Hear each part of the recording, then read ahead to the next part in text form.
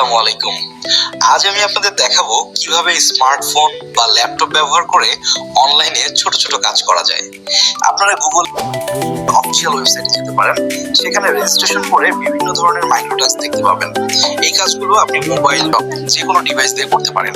নিয়মিত কাজ করলে আপনার টাইপিং, অনলাইন ফর্ম পূরণ এবং কাজ শেষ হলে সিস্টেমে তার স্ট্যাটাস আপডেট হয়। তো দেরি কিসের, চলুন আজই শুরু করি। Let's go. প্রথমে ক্রোম ব্রাউজারে চলে আসুন।